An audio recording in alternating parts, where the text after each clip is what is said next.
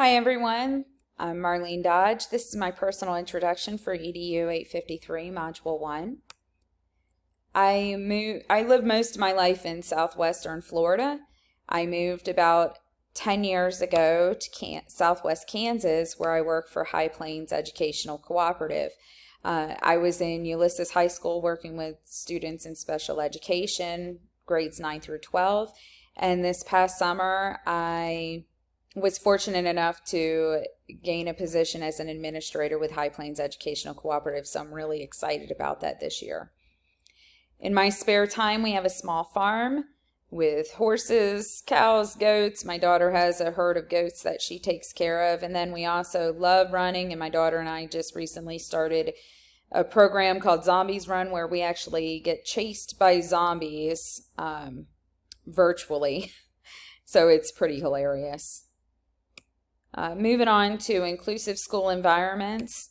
The school leader's role to maintain an inclusive culture, I think it weighs very heavily on a leader to help promote this within their schools and to ensure that all students do have this opportunity to be a part of the school setting with the general education population.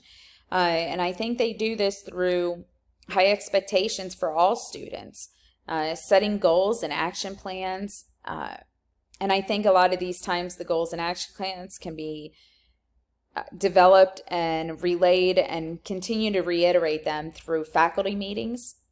I think hiring teachers with a shared vision for an inclusive culture is extremely important, and also hiring teachers with various diverse backgrounds.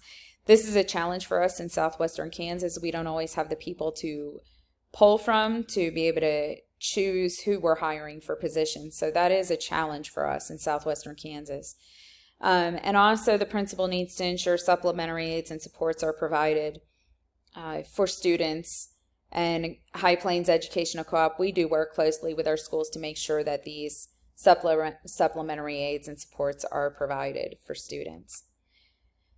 To encourage advocacy, principals should stress relationships, building relationships so that two-way communication is there between students and teachers, as well as parents, community members, and the school. Provide tools for teachers during professional development to help them to better meet the needs of their students. Be a presence in IEP meetings, and definitely understand the laws surrounding special education.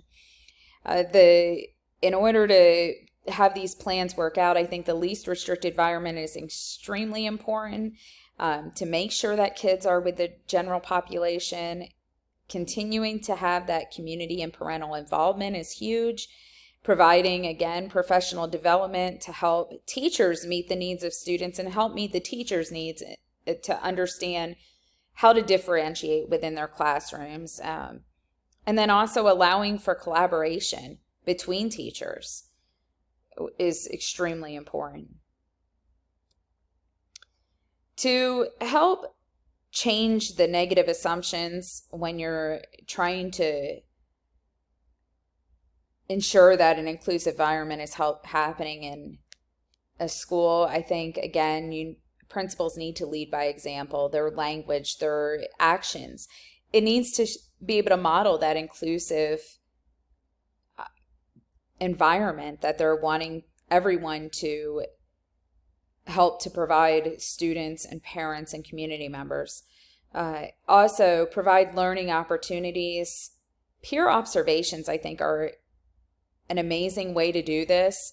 If you have a teacher that knows how to really include some of those tougher kids, or if they're really good with students with autism, allow peers to observe in that class so that they can gain the skills so that they can incorporate them into their classrooms as well. So allowing teachers time to really be able to collaborate and work together, I think that helps to change negative assumptions. Again, community exposure, having kids out in the community, showing that when we have programs, school programs, showing how inclusive we are, I think that also provides a very positive outlook for a school. And then using evidence-based practices, I think, is key. I think to use things that have worked in the past is essential for schools. So that concludes my introduction. Thank you so much.